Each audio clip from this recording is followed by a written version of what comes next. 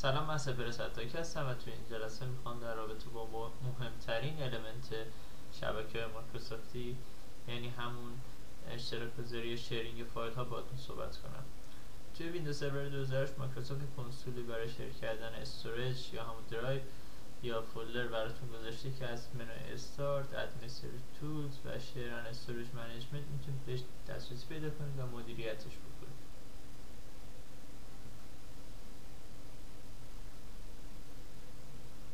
برای شیر کردن استوریج فعلا ما نمیتونیم عمل کنیم چون که من درایو آن الوکیتد ندارم و الان اگه سلکتش بکنم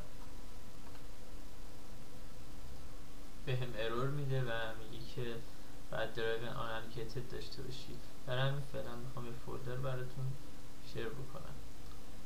توی مرحله اول میگه که جای فولدر مورد نظر رو برای من انتخاب کن. فولدر مورد نظر مثلا میگه من فولدر یوزرز رو میخوام شیر بکنم، انتخابش میکنم. next NTFS permission در روی اینی که دوست دارید پرمیشن های دیفالت این فولدر که NTFS پرمیشن های دیفالتش هستن روش بمونن یا دوست دارید ادیتش کنید، مثلا دوست دارید everyone حتی ریدش هم نتونه بکنه و بهش دینای باشه. خب من دوست دارم فعلا دیفالتش روش بمونه و چینج نکنه NTFS پرمیشن های این فولدر. next شیر پروتکل SMB شیر پروتکل تمام ویندوز های مایکروسافتیه، برای همین فعلا به این دست نمیزنیم. اگر براتون سوال پیش اومده NFS که اینجا نوشته و به صورت خاکستریه و نمیشه روش کلیک کرد چیه؟ NFS برای اینه که اگه شما توی محیط شبکتون از سیستم عامل های مکینتاش و لینوکس استفاده میکنید باید NFS رو اینستال کرده باشید تا بتونید فایل شیرینگ داشته باشید توی شبکه‌ای که مکینتاش یا لینوکس داشته باشه. و توی ایران هم من فعلا شبکه‌ای ندیدم که توش مکینتاش استفاده شه، حالا لینوکس باز چرا. و فعلا ما با NFS کاری نداریم. next SMB setting توی ادوانس فیلم گزینه‌های خیلی به درد بخوری داره. اینجا توی یوزر لیمیت اینجا میشه مشخص کرد چند تا کاربر به صورت همزمان بتونن به این فولدر دسترسی پیدا کنن. خب ما به صورت دیفالت خودش ماکسیموم علوه، یعنی به صورت ماکسیموم تعدادی که میتونن این بندویت شبکه اجازه میده میتونن به این فولدر دسترسی پیدا کنن و ما میتونیم تعیین کنیم که چند نفر به این فولدر به صورت همزمان دسترسی پیدا کنن. مثلا میتونیم تعیین کنیم که 25 نفر به صورت همزمان به این فولدر دسترسی پیدا کنن. در این صورت 26 امین نفری که بتونه بخواد به این فولدر دسترسی پیدا کنه با ارور مواجه میشه و بهش میگن که باید صبر کنید تا یه نفر کارش با این فولدر تمام شه تا بذاریم تو این فولدر استفاده کنیم. فعلا ما با همون گزینه ماکسیموم کارمون رو راه میندازیم. این گزینه Enable Access Based Enumeration خیلی گزینه جالبیه. گزینه ای که اگر مثلا everyone اکسسش به این فولدر درایه و اصلا نمیتونه، اگر روش دابل کلیک کنه بهش ارور میده و به این فولدر راش نمیده، اگر شما این تیک رو اینجا بزنی اصلا everyone نمیتونن این فولدر رو ببینن. خیلی گزینه جالبیه و سکیوریتی رو خیلی میبره بالا، یعنی کسی که نتونه چیزی رو ببینه شرایط نمیخوادش اصلا. و من خودم خیلی این گزینه رو دوست دارم. یوزر لیمیت توی گزینه کشینگ هم خیلی به ترافیک و کمک میکنه و خیلی هم توی وقت صرفه جویی میکنه. به این صورت که اگه کسی با لپتاپ یا حتی با کامپیوتر پیسیش به شبکه وصل بشه، اون فایل های مورد نیاز، فایل هایی که بهشون اکسس داره و اجازه ورود بهشون داره به صورت اتوماتیک روی کامپیوترش دانلود میشن.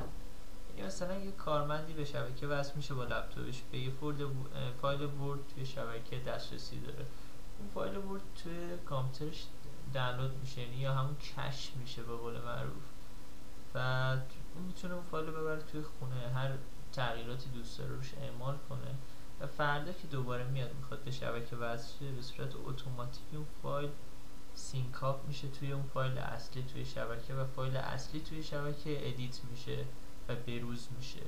این فایل چیز خوبیه و توی ترافیک و شبکه کمک میکنه و توی وقت کاربران هم صرفه جویی ایجاد میکنه. گزینه دومش هم نوشته که تمام فایل هایی که وقتی کاربر به شبکه وصل میشه همه چی رو کامپیوترشون کشف کن و دانلود، یعنی هر چیزی که میبینن توی کامپیوترشون کشف میشه که هم به ترافیک شبکه آسیب میرسونه، هم زیاد سکیور نیست. گزینه آخرم خودش راحت کرده، نوشته هیچ فایلی رو کش نکن. به نظرم گزینه اول گزینه مناسبی. next. SMB پرمیشن هم یه سری پرمیشن دیفالت رو شما میتونید روی این فولدر بذارید. اولش اینه که تمام یوزرها و گروپ ها فقط رید اکسس داشته باشن. دومی ادمین فول داشته باشه و بقیه رید داشته باشن. چیزایی که خودتون باید تصمیم بگیرید چجوری دوست دارید بذارید. اگر هم بخواید کاستوم درستش کنید، آخری رو سلکت میکنید، اینجا هر کاری دوست دارید انجام میدید با این فولدر. next. DFS namespace publishing اصلا من نمیتونم توی این بخش توضیحش بدم. برای توضیح DFS namespacing publishing بهتر یه ویدیوی جدا براتون میسازم بعداً ببینید. next. اینجا هم یه اوورال از کارهایی که کردیم و تنظیماتی کردیم بهتون نشون میده. کرییت رو میزنیم، شیر میشه به وسیله پروتکل SMB.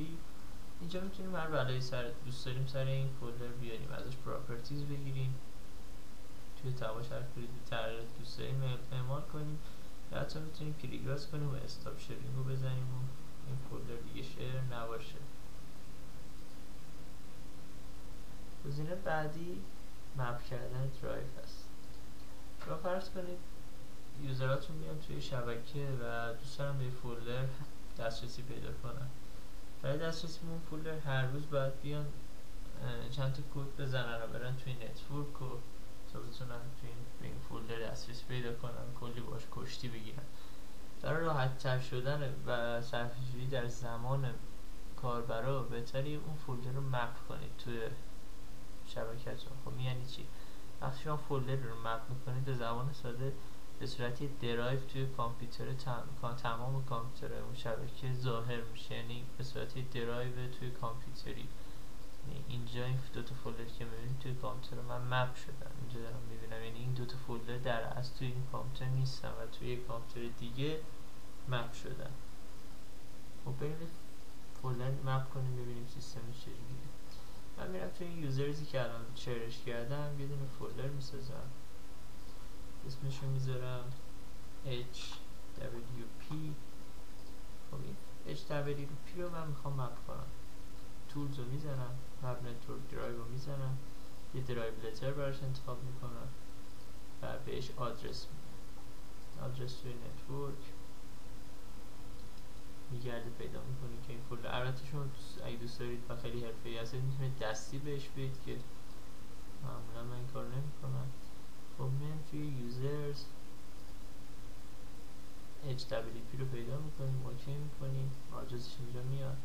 تیک ریکانکت لاگان هم میذاریم بمونه که هر یوزری توی کامپیوترش لاگان میکنه به صورت اتوماتیک این فولدر بازم کانکت بشه بهش و مپ بشه روی کامپیوترش و فینیش رو میزنیم. HWP میبینیم مپ شد توی مای کامپیوتر خودمون اومده.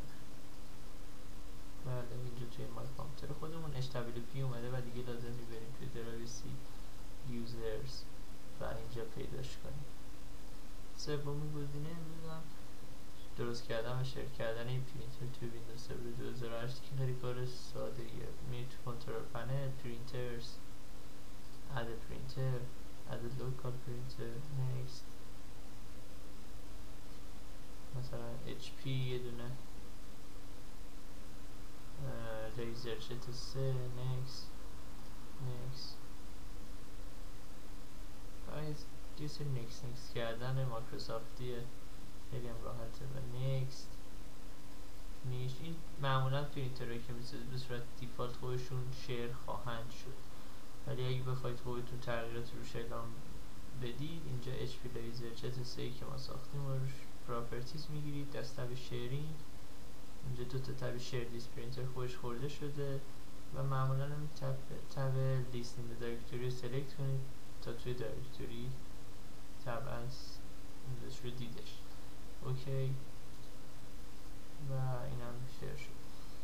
این تقریبا تمام چیزایی بود که توی شبکه میتونید بدونید. البته چون کار راحت تری هم که هست هر فولدری رو بخواید توی شبکتون شیر کنید به راحت ترین شکل ممکن مایکروسافت براتون قرار داره. یه نیو فولدر میسازید، روش کلیک راست میکنید، شیر رو میزنید و اینجا میتونید شیر کنید. آدرس هم بهشون میده، بک‌اسلش بکش از اسم اون کامپیوتر بک‌اسلش اسم اون فولدری که ساختید دان.